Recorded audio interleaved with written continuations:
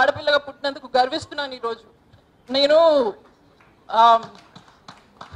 అంటే ఇట్లాంటి రోజు వస్తుందని అసలు ఎక్స్పెక్ట్ చేయలేదు. అయితే నేను ఒకటే పాయింట్ ఇవాళ మాట్లాడదలుచుకున్నాను. మన సినిమాల్లో ఉన్న మహిళలను ఉద్ధరించే ఉత్తమ పురుషుల గురించి మాత్రమే మాట్లాడదలుచుకున్నాను. ఈ ఉత్తమ పురుషుల్లో ముగ్గురు ఉన్నారు. నంబర్ 1 పవన్ కళ్యాణ్ గారు అండి. నిన్న ఆయన ఇచ్చిన స్టేట్మెంట్ ఏంటి, ఫస్ట్ వెళ్ళి వేరే రేప్ కేసులు అనగానే ఏ పోలీస్ స్టేషన్కి వెళ్ళడం అది కాదు కదా, అవన్నీ చెప్పకుండా ఎవరైనా పట్టుకుంటే నేను పట్టుకొని కొట్టేస్తాను, తన్నేస్తాను. వెంటనే ఒక 1 minute తర్వాత మరి మీ ఇండస్ట్రీలో అవుతున్న దాని గురించి ఏంటంటే వాళ్ళందరూ పోలీస్ స్టేషన్కి వెళ్ళారు.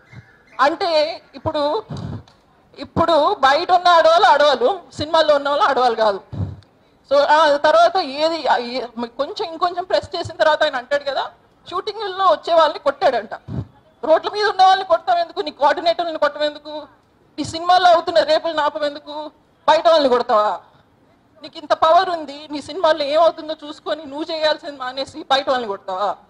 ఓకే, ఇప్పుడు ఉత్తమ పురుషుడు నంబర్ 2 శేఖర్ కమ్ముల గారు. చాలా ఫెమినిస్ట్ సినిమాలు తీశారు. ఆయన మీద అక్యూజేషన్ రాగానే లీగల్ యాక్షన్ తీసుకుంటాడంట. లీగల్ యాక్షన్ తీసుకోవడం అంటే ఏంటి, ఇప్పుడు ఎవరైనా వచ్చి సెక్షువల్ హెరాస్మెంట్ అయింది నాకు, రేప్ అయింది నాకు అంటే నువ్వు నా మీద లీగల్ యాక్షన్ తీసుకుంటావా? నువ్వు పెద్ద ఫెమినిస్ట్వా? అంటే సైలెన్స్ చేస్తున్నావు ఆ ఉమెన్ని, ఇంకెవ్వరు ఎప్పుడు మాట్లాడడానికి లేకుండా. ఏం ప్రెసిడెంట్ సెట్ చేస్తున్నావు? పెద్ద ఫెమినిస్ట్వా నువ్వు? నీకు నీ జెండర్ ఈక్వాలిటీ ముఖ్యమా, నీ పరువు ముఖ్యం? అంటే నీకు ఇంత దెబ్బ తగులితే అంత విలువిల్లాడిపోతున్నావే, ఆడపిల్లలుగా అంత అవుతే నీకు కనిపించదా? ఉత్తమ పురుషుడు నంబర్ 2 మహేష్ కత్తి. ఆయన కూడా ఈరోజు లీగల్ యాక్షన్ సూయింగ్ అంటున్నాడు.